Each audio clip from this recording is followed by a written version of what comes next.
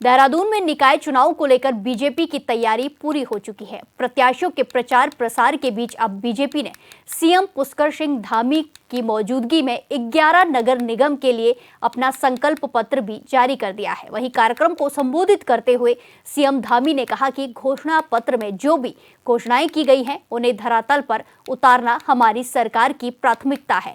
राज्य सरकार उत्तराखंड को विकास की नई ऊंचाइयां देने के लिए लगातार प्रयास कर रहा है। सीएम ने कहा कि ये संकल्प पत्र आने वाले 5 वर्षों तक राज्य के समग्र विकास के लिए बीजेपी की गारंटी का संकल्प है। साथ ही सीएम ने दावा किया कि नगर निकायों में भी ट्रिपल इंजन की सरकार बनने वाली है। वहीं इस मौके पर सीएम के साथ कैबिनेट मंत्री सतपाल महाराज, प्रेमचंद्र अग्रवाल, सुबोध उनियाल, गणेश जोशी के साथ साथ पार्टी के कई वरिष्ठ नेता मौजूद रहे। स्वच्छ भारत मिशन के अंतर्गत प्रत्येक नगर में ठोस कचरा प्रबंधन और सफाई व्यवस्था को और सुदृढ़ किया जा रहा है, मजबूती प्रदान की जा रही है। Smart city mission, PM Svanidhi योजना, प्रधानमंत्री आवास योजना, अमृत योजना जैसी विभिन्न जन कल्याणकारी योजनाओं का लाभ उत्तराखंड के प्रत्येक नागरिक को देने का प्रयास किया गया है। साथ ही विकास भी और विरासत भी, इस मूल मंत्र के साथ राज्य की समृद्धि सांस्कृतिक विरासत को सुरक्षित और संवर्धित करने की दिशा में निरंतर प्रयास किए जा रहे हैं। जहां एक और हमारी मातृशक्ति के सशक्तिकरण के लिए लखपति दीदी योजना, हमारी कन्या हमारा अभियान योजना, नंदा गौरी देवी कन्याधन योजना को लागू किया है। अनेक स्वयं सहायता समूह को लगातार मजबूती देने का काम किया है। वहीं युवाओं के लिए कौशल विकास और विभिन्न स्वरोजगार की योजनाओं के माध्यम से नए रोजगार के अवसर सर्जित करने पर भी विशेष ध्यान किया गया है।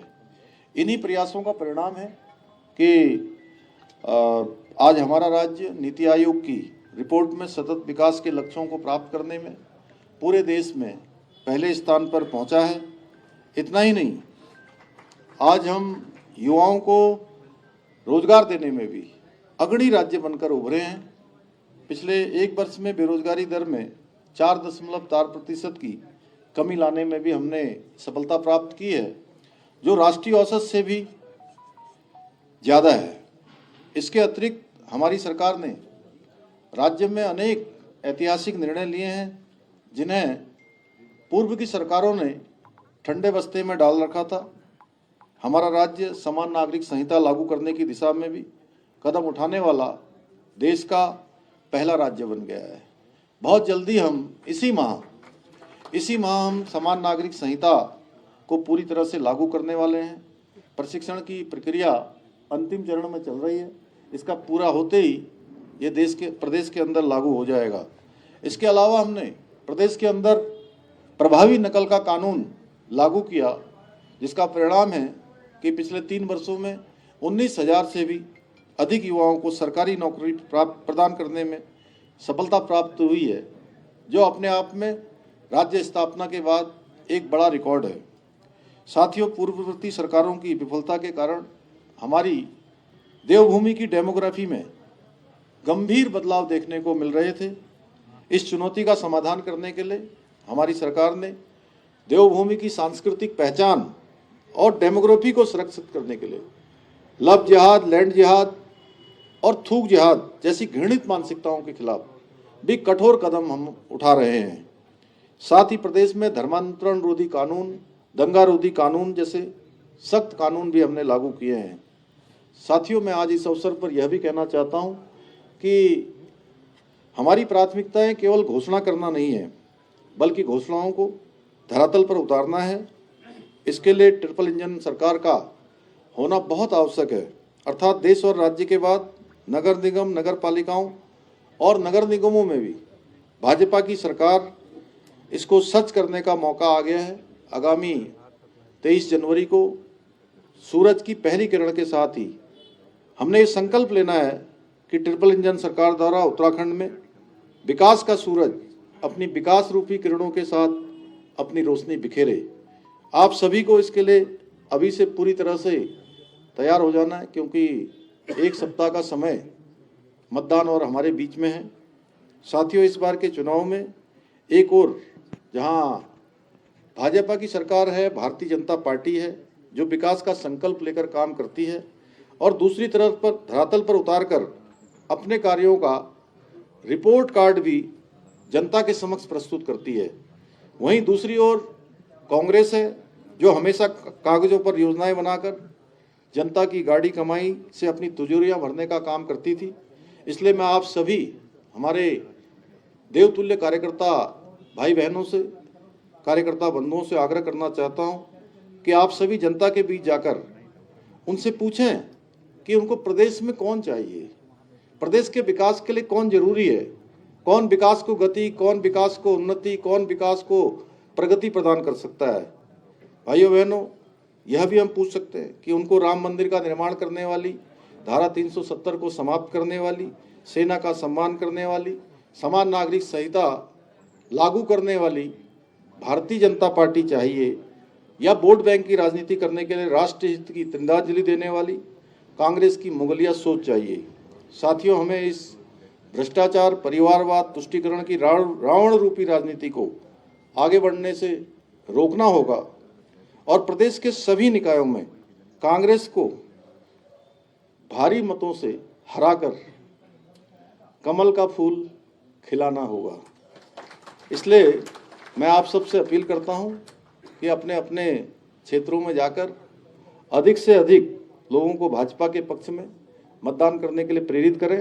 साथ ही भाजपा के इस संकल्प पत्र से अवगत कराएं कि कांग्रेस के ढोंग का पर्दाफाश का ट्रिपल इंजन की सरकार को भारी मतों से विजय बनाने में अपना सक्रिय योगदान सुनिश्चित करें। इन्हीं शब्दों के साथ आप सभी का मैं एक बार फिर से हृदय से धन्यवाद करते हुए, आप सबको शुभकामनाएं देते हुए, कल से भगवान सूर्य उत्तरायण में आ गए हैं और उत्तरायण में आने के बाद सब हमारे शुभ काम शुरू होने वाले हैं।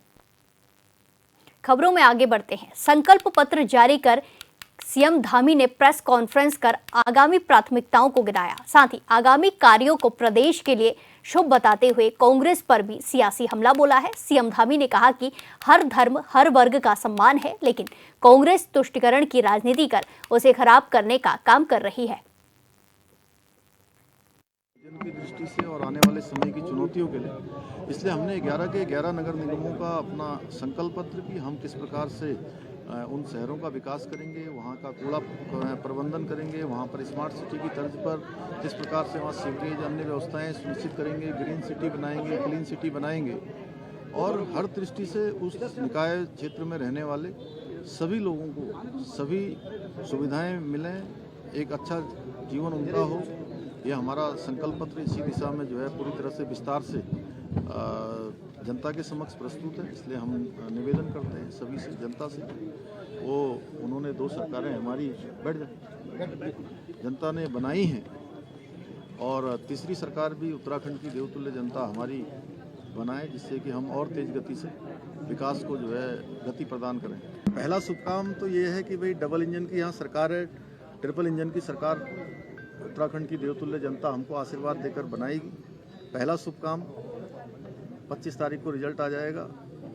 दूसरा शुभ काम समान नागरिक संहिता, देश के अंदर देवभूमि उत्तराखंड के लोगों को ये गौरव प्राप्त होगा कि देश की आज़ादी के बाद जो देश की प्रतीक्षा थी, बाबा साहब भीमराव अंबेडकर जब संविधान का निर्माण कर रहे थे, संविधान बना रहे थे, जो अनुच्छेद 44 में वो प्रावधान करके गए कि देश के अंदर समान नागरिक संहिता लागू होनी चाहिए, सबके लिए एक समान कानून होना चाहिए, वो सबसे पहले देवभूमि उत्तराखंड में हो रहा है। उसकी गंगोत्री देवभूमि उत्तराखंड से निकल रही है दूसरी। और तीसरा शुभ काम आदरणीय प्रधानमंत्री श्री नरेंद्र मोदी जी के हाथों से 38वें राष्ट्रीय खेल, जो कि देवभूमि उत्तराखंड को इसकी मेजबानी का अवसर मिला है, तो 28 तारीख को ये प्रारंभ हो जाएंगे और देश भर के 10,000 से ज़्यादा खिलाड़ी देवभूमि आएंगे।